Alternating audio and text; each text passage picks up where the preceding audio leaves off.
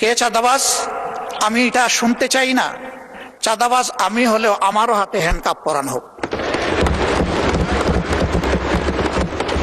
আমরা যদি এতই ক্ষিপ্তা বিরোধী দল হতাম তাহলে মাননীয় প্রধানমন্ত্রীর এই প্রস্তাবে আমরা সাড়া দিতাম না। আমরা তো বিরোধী দলকে ভালোবাসি না, আমরা তো এখানে বিরোধী দলকে প্রতিনিধিত্ব করতে আসি নাই। আমরা এখানে এসেছি 20 কোটি মানুষের জন্য কথা বলতে। আমরা প্রথম দিনই বলেছি, মাঝে মাঝে আমি হাঁটি ঘুরি দেখি আর মনে মনে ভাবি এটা কি রাজধানীর ছিটমহল? ছোট্ট একটি এলাকা, মাত্র 2টি খাল, ময়লার ভাগাড়, অবৈধ দখলদারিত্ব, রাস্তাগুলা সরু, আবার সেই রাস্তার মাঝখানে লাইট পোস্ট। হ্যাঁ, অবশ্যই আমি বলবো 2 মাস 2.5 মাসে সরকারের জন্য সব কিছু একেবারে চকের পলকে সমাধান করা সম্ভব নয়।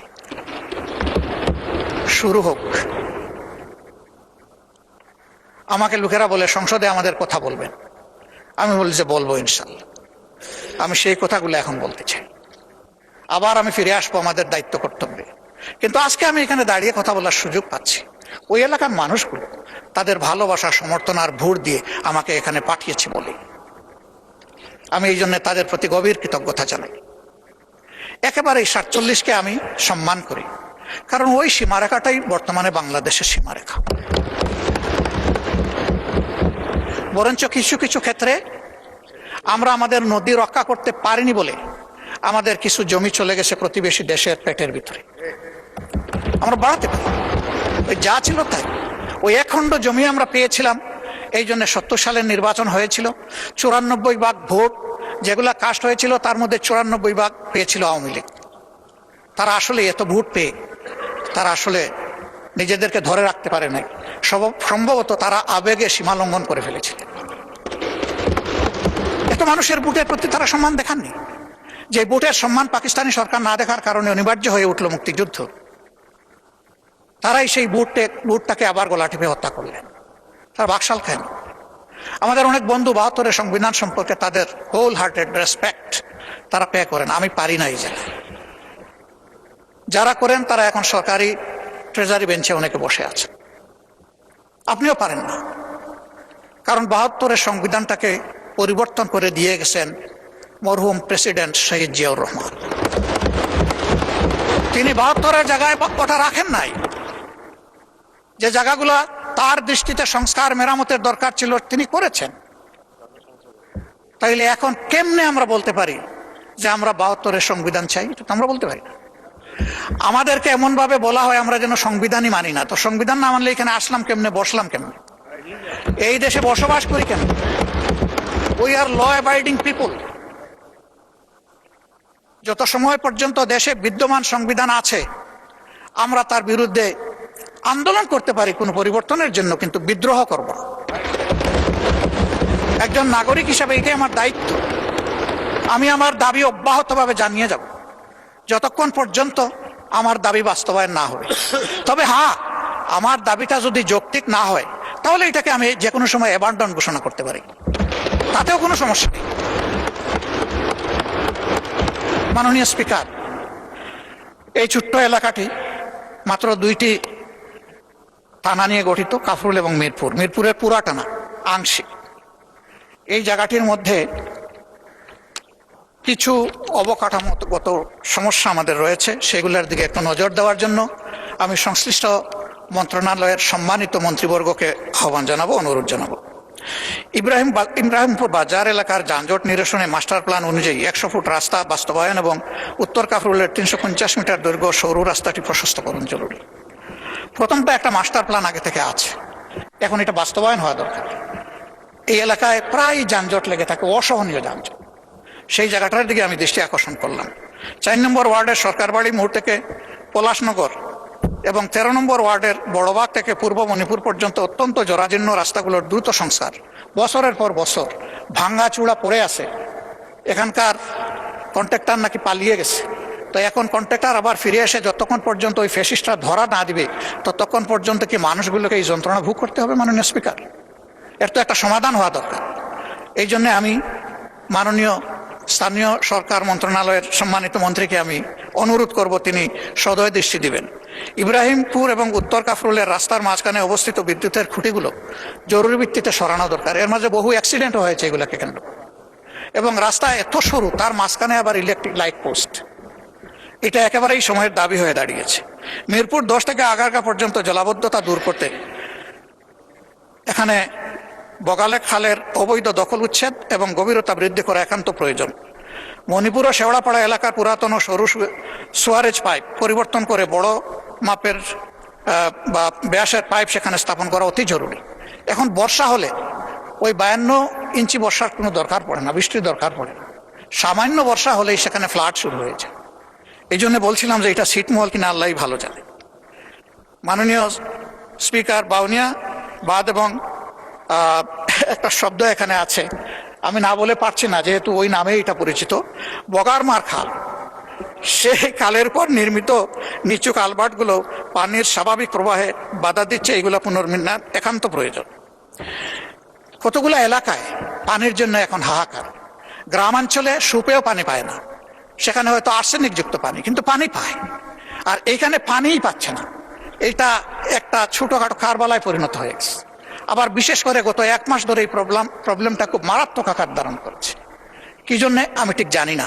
এই বিষয়ে ওয়াসার এমডির সাথে কথা হয়েছে, সংশ্লিষ্ট তাদের কথা হয়েছে, কিন্তু এখন পর্যন্ত তার কোনো সমাধান হয়নি।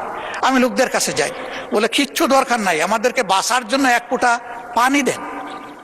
মাননীয় স্পিকার, আমি অত্যন্ত বিনয়ের সাথে অনুরোধ করব যে এই যে এলাকাগুলোয় পানির জন্য লোকেরা হাহাকার করছে, আমি এই নামগুলো অনেক দীর্ঘ, আমি এখানে পড়ে আপনার সময় নষ্ট করছি না, এগুলা সবাই জানে। আমি শুধু অনুরোধ করব যে এই পরিত্যক্ত এলাকাটাকে একটু শনাক্ত করে যেন তার প্রতি সঠিক মনোযোগ দেওয়া হয়।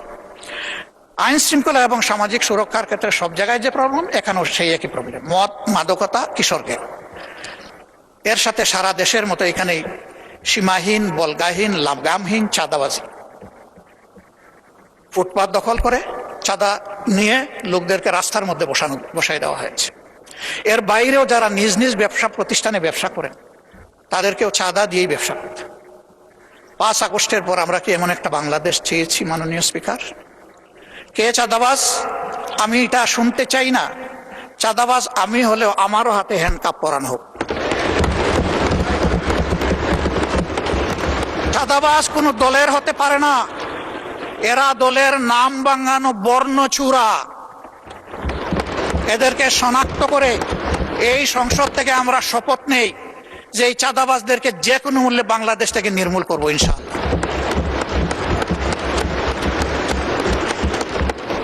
দখলবাজি নিয়ে বিভিন্ন জায়গায় ইনফাইটে কতগুলো মূল্যবান জীবন ঝরে গেছে। আমি তাদের জন্য দুঃখ প্রকাশ করছি। কেন? তারা তো এদেশেরই সন্তান, এইভাবেই মরতে হবে কেন?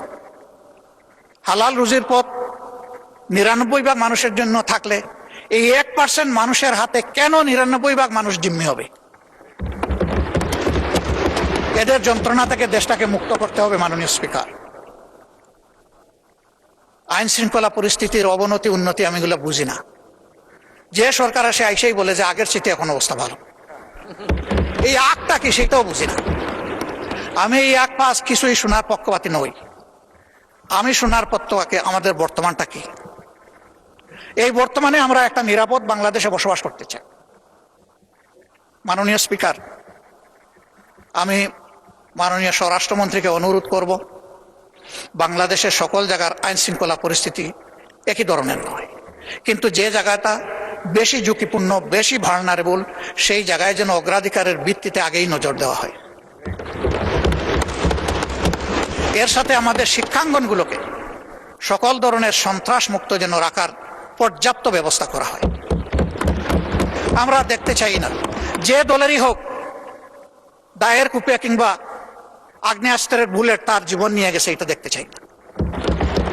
আমরা দেখতে চাই শিশু হয়ে ঢুকবে, পরিণত মানুষ হয়ে ওখান থেকে বের হবে, দক্ষ নাগরিক হয়ে বের হবে, নৈতিকতাবোধ সম্পন্ন নাগরিক হয়ে বের হবে, দেশপ্রেম বুকে নিয়ে বের হবে, দেশ গড়ার অঙ্গীকার নিয়ে বের হবে। আমরা সেই শিক্ষা প্রতিষ্ঠানটা দেখতে চাই। মাননীয় শিক্ষামন্ত্রী আছেন, দেশকে যদি আগাতে হয় তাহলে শিক্ষা এবং স্বাস্থ্য এই দুইটাকে সর্বাধিক গুরুত্ব দিতে হবে। শিক্ষার প্রাণ হচ্ছে টারশিয়ারি লেভেলে, সেখানে রিসার্চ হবে, গবেষণা হবে, জাতির ভবিষ্যৎ ওখান থেকেই বের হয়ে আসবে। দুঃখের বিষয়, গবেষণায় ফকিরের ভিক্ষা দেওয়া হয়। ফকিরের ভিক্ষা দেওয়ার কারণে ওই ভিক্ষাগুলো লুটপাট হয়ে যায় অনেক ক্ষেত্রে, সেগুলোও কাজে লাগে না। তবে আমি একটা সেক্টরকে বরাবর ধন্যবাদ দেই, আজও ধন্যবাদ দেব। এটি হচ্ছে আমাদের কৃষি বিভাগ, কৃষি বিশ্ববিদ্যালয়।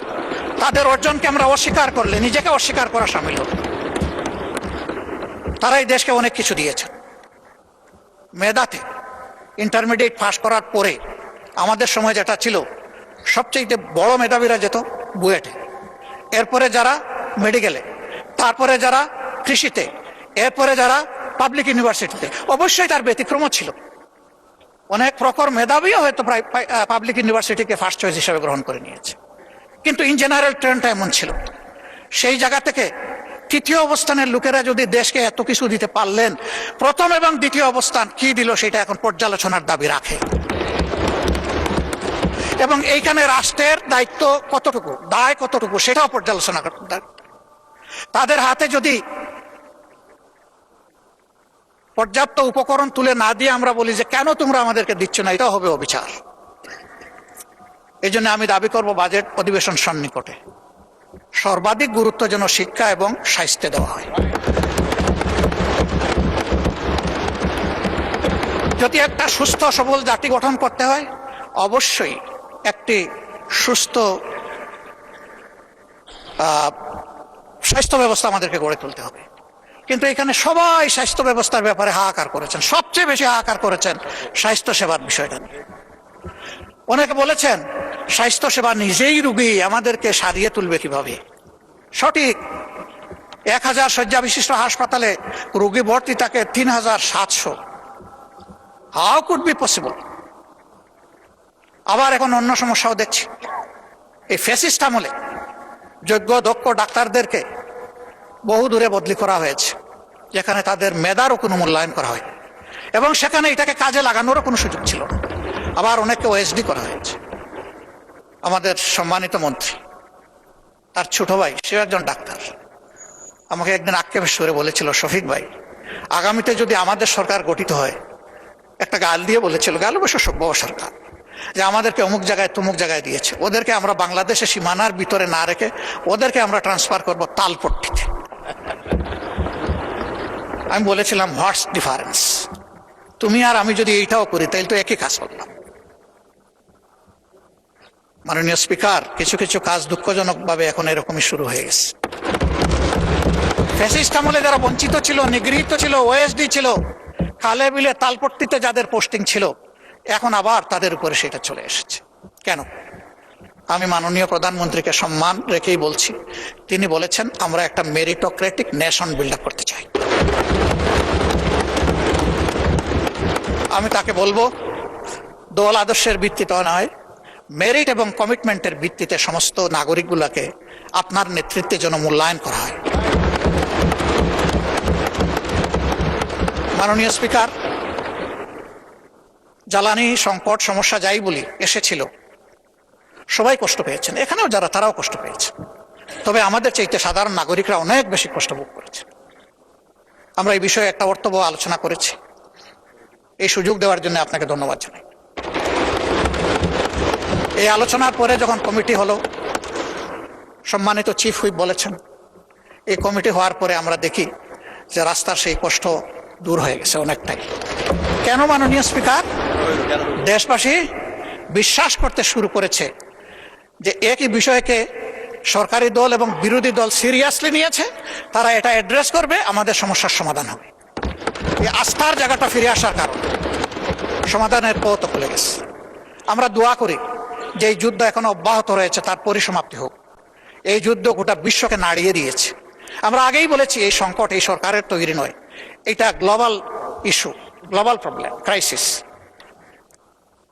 আমরা এই জায়গায় দেখতে পাচ্ছি যে আমাদের পররাষ্ট্রনীতিতে আমরা অতীতের যে নিয়ম ছিল, শহীদ প্রেসিডেন্ট জিয়াউর রহমান কারো মুখের দিকে তাকাইয়া তার পররাষ্ট্রনীতি পরিচালনা করেন না, তিনি দেশবাসীর মুখের দিকে তাকিয়ে করেছিলেন। এখন এই জায়গা থেকে আমরা কেন সেই আওয়াজটা একইভাবে দিতে পারলাম না? আমাদের একটি বন্ধু রাষ্ট্র কেন আক্ষেপ করে বলে যে আমাদের চরম কষ্টের সময়ে আমরা বাংলাদেশকে পাশে পেলাম না? কেন এই কথা বলে? Will be in a justified runner, আমাদের রেস হবে জাস্টিফিকেশনের উপর। যেই মজলুম হবে সে আমার প্রতিবেশী কিংবা দূরবর্তী যেই হোক, তার প্রতি আমাদের সমর্থন থাকবে। আর যেই জুলুম করবে তার জুলুমেরও আমরা প্রতিবাদ করব আমাদের ভাষায়, আমরা যে ভাষাটা বুঝি, কারো শেখানো দেওয়া ভাষায় না। নির্বাচনী ইশতেহারে আমরা যেমন বলেছি, বিএনপিও তেমন বলেছে যে আমাদের পররাষ্ট্রনীতি হবে স্বাধীন পররাষ্ট্র, সবার আগে বাংলাদেশ। আমরা সেই জায়গাটা দেখতে চাই। আমরা কাউকে বরাবর বলে এসেছি আমাদের সীমাহীন বন্ধুর প্রয়োজন আছে, কিন্তু একজন প্রভুর দরকার নাই আমাদের। আমরা সেই জায়গাটাই দেখতে চাই। মর্যাদার সাথে মাথা উঁচু করে সমতা, ন্যায্যতা এবং মিউচুয়াল রেসপেক্টের ভিত্তিতে পরিচালিত হবে আমাদের পররাষ্ট্রনীতি। এই জায়গাটা নিশ্চিত করুক সরকার, আমরা এটাই সরকারের কাছে প্রত্যাশা করি। আমাদেরকে বলা হয় মাঝে মাঝে, আমাদের ট্রেজারি বেঞ্চের বন্ধুরা বলেন যে এমন কোনো কাজ আপনারা করবেন না যে কারণে আবার পতিত ফ্যাসিস্টরা ফিরে আসে। আমরা তো এটা চাই না, কিন্তু নির্বাচনের আগে আমরা দেখলাম কিছু কিছু সিনিয়র নেতা পর্যন্ত তাদেরকে আশ্বস্ত করে নিশ্চয়তা দিয়ে বলছেন আপনাদের সকল মামলা উঠাইয়া দেব, আপনাদের জন্য আমাদের দুয়ার খোলা, আপনাদেরকে আমরা পর্যাপ্ত নিরাপত্তা দেব। আমরা জানি না এখনো তাদের সেই সম্পর্ক বিদ্যমান আছে কিনা। আমাদের কথা একদম পরিষ্কার, ফ্যাসিস্ট আমলে যতগুলো অপরাধ সংগঠিত হয়েছে, যতগুলো খুন হয়েছে, গুম হয়েছে, যত জায়গায় মানবতা লঙ্ঘিত হয়েছে, দর্শন হয়েছে, এই প্রত্যেকটি অপরাধের বিচার করতে হবে এবং সেই বিচার উসমান হাদি পর্যন্ত আসতে হবে।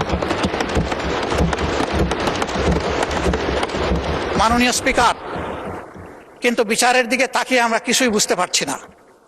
বিচারের অঙ্গনে কি সবুজ পতাকা উঠছে না লাল পতাকা উঠছে না কালো পতাকা উঠছে, বুঝতে পারছি না। আমরা একটা সবুজ পতাকা দেখতে চাই।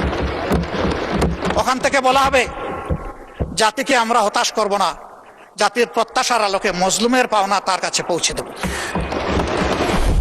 না হলে শহীদদের আত্মা, তাদের আপনজন, গুমের শিকার লোকগুলো তাদের আপনজন, দর্শনের শিকার হয়ে যে মা কেঁদেছে, যার চোখের পানিতে হয়তো একটা নালা নদী তৈরি হয়ে গেছে, তাদের আত্মা আমাদেরকে অভিশাপ দেবে।